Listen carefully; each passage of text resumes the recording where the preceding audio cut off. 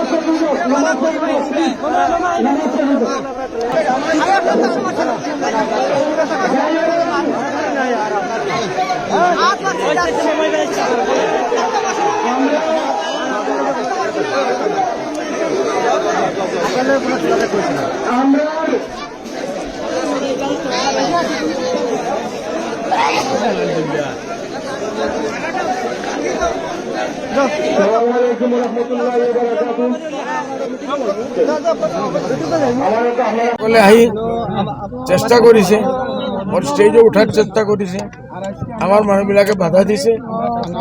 R যেতিয়া মই কৈ দিছোঁ বোলে আমি এজন ল'ৰা আমি মোবাইল ফটো ৰাখি আছোঁ আৰু এই মানুহবিলাক চব এক এক কৰি জেলত যাব।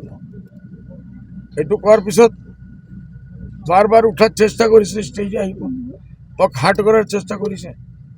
তে আল্টিমেটলি মই যিমান হওঁ আজিতো মইতো ইমান জোৱান নহওঁ, এইসকল 21-22 বছৰ 23 বছৰ ল'ৰাবিলাক আহিছে।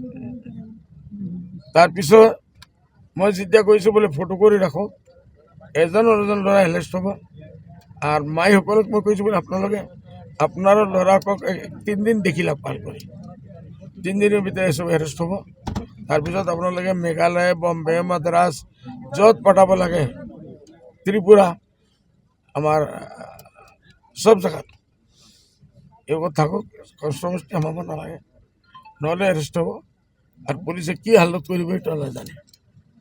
তাৰপিছত অলপ ইসকলে ভয় খাইছে, পিছত কৈছে কৰিলে মোৰ ওপৰত ইসকলে এটেম্প কৰাৰ চেষ্টা কৰিছে।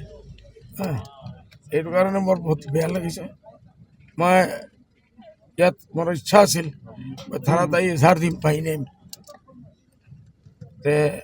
পিছত আমাৰ ওয়ার্কারসকলে বা আমার প্রেসিডেন্ট ভাইস প্রেসিডেন্ট বিন্না কান্দি এগুলো সাজেশন দিছে যে বারবার ফোন আহি আছে যে এই ল'ৰাবিলাকে মুৰব্বীসকলক ধৰিছে যে মই ক্ষমা কৰি দিব লাগে। এই ডিচিজন আমাৰ এইটো হৈছে যে ঠিক আছে, আমাৰ ইছলামে এইটো শিকাইছে নজৱান বাচ্চা অবটাকা 500 টাকা পাইছে, নিবনুৱা সমস্যা এইটো আমাৰ বিন্না গান্ধীৰ সমস্যা। এইটোৰ বিৰুদ্ধে আমি লৰাই লৰি আছোঁ। এই ল'ৰাবিলাকে যদি শিক্ষা পাই যায়, শিক্ষিত হৈ যায়, এই চবৰ ভৱিষ্যতে নকৰিব। এইটো একবাৰ কমচে কম মাফ কৰা ভাল। আৰু নবী সাল্লাল্লাহু আলাইহি ওয়াসাল্লামে কৈছে, এইটোৰ কাৰণে মই এটা অপশ্যন ৰাখিছোঁ, যদি কালি 11টা-12টালৈকে মই ওলাম, মই আজমল হাউচত আছোঁ। যি মুৰব্বীসকলে আমাৰ মানুহৰ লগত ভায়ে ভায়ে যোগাযোগ কৰিছে, যদি এই ল'ৰাবিলাকক লৈ মোৰ হোজা আজমল হাউচত আহি যায়, ক্ষমা বিচাৰে, ইনশাআল্লাহ মই ক্ষমা কৰিম। এতিয়া গোচৰ দিব নেকি আপুনি? নাই, এতিয়া মই গোচৰ নিদিওঁ, আপোনালোকে দিব নালাগে। এইটো আমি চাই লওঁ, যদি কোনো পজিটিভ ৰেছপন্স আহে। কাৰণে এই ল'ৰাবিলাকে এইসকলৰ বাপ দাদাই আমাক ভোট দি আছে, এইসকলৰ বাপ দাদাই আমাক ভোট দি আছে, মা বহিনী ভোট দি আছে।